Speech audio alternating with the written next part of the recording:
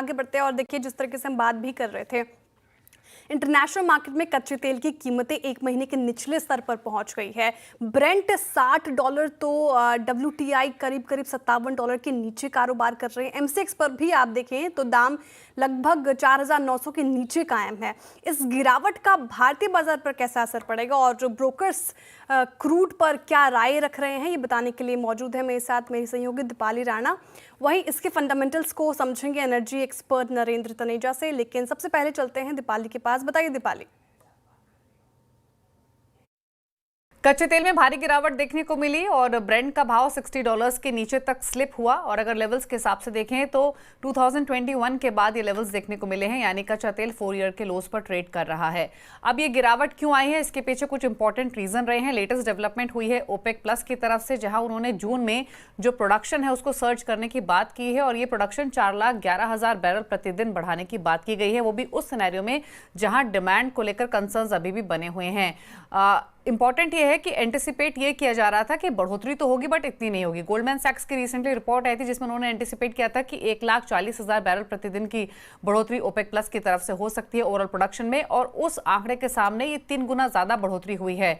खास बात यह है कि इससे पहले मई में भी ओपेक प्लस ने 4,11,000 प्रति बैरल की प्रोडक्शन बढ़ोतरी करने की बात कही थी, तो यानी सिर्फ और सिर्फ 2 महीने के अंदर ही 8 लाख बैरल प्रतिदिन से ज्यादा की सप्लाई कच्चे तेल की मार्केट में आते हुए दिखाई देगी और इसी ओवर सप्लाई की चिंता के बीच में ही प्राइसेस हमने करेक्ट होते हुए देखे हैं। इससे पहले भी जो पूरे अप्रैल में हमने गिरावट देखी वो डोनाल्ड ट्रंप के एक्शन की वजह से देखी, जहां पर उन्होंने जो टैरिफ वॉर शुरू की है उसके बाद recession fears, demand slow down की चिंता ऑलरेडी बनी हुई, जिसके कारण प्राइसेस ऑलरेडी अंडर प्रेशर थे। अब इंपॉर्टेंट ये है कि ये प्राइसेस क्या यहाँ से और नीचे जा सकते हैं, तो तमाम एक्सपर्ट्स का ओपिनियन ये है कि शायद थोड़े बहुत प्राइसेस और नीचे आए, लेकिन अब जो तमाम नेगेटिव्स हैं वो इस भाव पर प्राइस्ड इन होने की कोशिश कर रहे हैं, तो बहुत ज्यादा डाउनसाइड भी शायद यहां से और फर्दर ना दिखाई दे।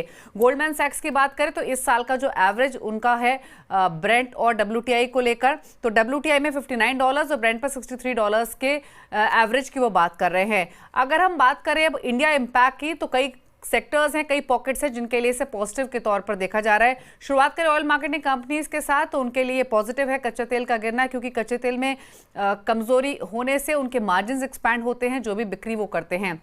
सिमिलरली अगर ऑयल एक्सप्लोरेशन कंपनीज की बात करें जैसे कि ONGC या ऑयल इंडिया, उनके लिए नेगेटिव डेवलपमेंट है क्योंकि लोअर ऑयल प्राइसेस डायरेक्टली उनके जो रेवेन्यूज अर्न होते हैं पर बैरल सोल्ड उसको इम्पैक्ट करते हैं, तो ये नेगेटिव डेवलपमेंट ONGC ऑयल के लिए। साथ ही paint, aviation, tyre, lubricant manufacturers, cement, chemicals, ये वो तमाम पॉकेट्स हैं जिनके लिए कच्चे तेल में कमजोरी पॉजिटिव है, क्योंकि जो major chunk of raw material ये तमाम कंपनीज यूज करती हैं वो ऑयल डेरिवेटिव्स होते हैं और इसीलिए लोअर प्राइसेस यानी उनके लिए लोअर इनपुट कॉस्ट, तो पॉजिटिव इन तमाम पॉकेट्स के लिए।